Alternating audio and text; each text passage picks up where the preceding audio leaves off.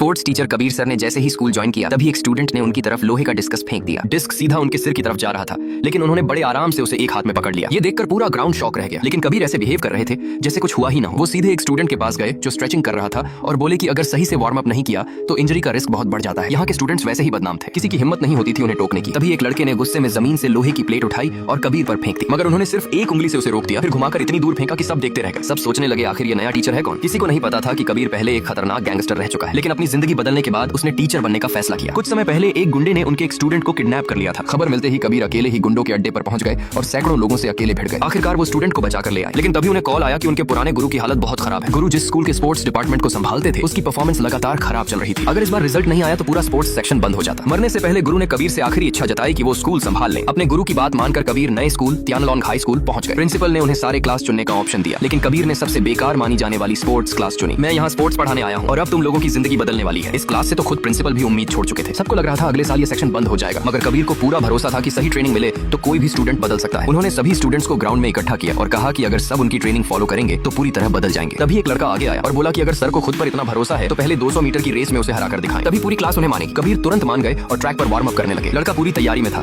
जबकि कबीर आराम से स्ट्रेचिंग कर रहे थे। सबको लगा शायद वो हार मान चुके हैं। गन शॉट हुआ और लड़का बिजली की तरह दौड़ पड़ा। कबीर अभी भी अपनी जगह खड़े थे। सब हंसने लगे कि अब तो दुनिया का सबसे तेज इंसान भी उसे नहीं पकड़ सकता। लेकिन अगले ही पल कबीर हवा की तरह गायब हुए और किसी को समझ आता उससे पहले वो फिनिश लाइन पर खड़े थे। पूरा ग्राउंड सन्न रह गया। अब सबको लगा कि शायद स्टूडेंट्स उनकी ट्रेनिंग मान लेंगे, लेकिन कबीर जो ट्रेनिंग इक्विपमेंट लाए थे उसे देखकर सबका दिमाग घूम गया। कहीं भारी भरकम जूते थे, कहीं गुब्बारे, तो कहीं अजीब सा सामान। स्टूडेंट्स को लगा ये मजाक चल रहा है और वो वापस क्लास जाने लगे। तभी कबीर ने एक साथ दर्जनों जैवलिन फेंके जो सबके पैरों के पास आकर धंस गए। कोई हिल तक नहीं पाया। कबीर शांत आवाज में बोले, क्लास खत्म होने तक मेरी परमिशन के बिना कोई कहीं नहीं जाएगा। इसके बाद शुरू हुई असली ट्रेनिंग। सब स्टूडेंट्स भारी जूते पहनकर दौड़ने लगे। 3000 मीटर वाली लड़की गुब्बारे फुला रही थी। डिस्कस थ्रो वाला लड़का गंदे कपड़े धो रहा था। पूरा तरीका इतना अजीब था कि देखने वालों को ये स्पोर्ट्स क्लास कम और सर्कस ज्यादा लग रही थी। उसी समय प्रिंसिपल और कुछ बोर्ड मेंबर्स वहां आ गए। उन्होंने ये सब देखकर ट्रेनिंग रोकने की बात कही, लेकिन कबीर ने उन्हें समझाया 3 स्कूलों का टूर्नामेंट आने वाला है। अगर तब तक रिजल्ट नहीं आया तो आप जो सजा देंगे मुझे मंजूर होगी। प्रिंसिपल को कबीर पर भरोसा था, इसलिए उन्होंने उन्हें एक मौका और दे दिया। आखिरकार इंटर स्कूल प्रतियोगिता का दिन आ गया। अगर इस बार भी रिजल्ट खराब रहा तो स्पोर्ट्स क्लास हमेशा के लिए बंद हो जाती। पहला इवेंट था शॉट पुट। दूसरे स्कूल के खिलाड़ी ने 15 मीटर का शानदार थ्रो किया जो लगभग नेशनल लेवल का स्कोर था। अब बारी थी कबीर के स्टूडेंट रोहित की। किसी को उससे उम्मीद नहीं थी, खुद उसे भी अपनी ताकत का अंदाजा नहीं था। ट्रेनिंग के दौरान वो हमेशा बहुत भारी शॉट से प्रैक्टिस करता था, इसलिए जैसे ही उसने असली मुकाबले वाला शॉट हाथ में लिया उसे वो बेहद हल्का लगा। उसने पूरी ताकत से थ्रो किया और अगले ही पल पूरा स्टेडियम चीख उठा। 63 मीटर। रोहित ने न सिर्फ अपना पर्सनल बेस्ट तोड़ा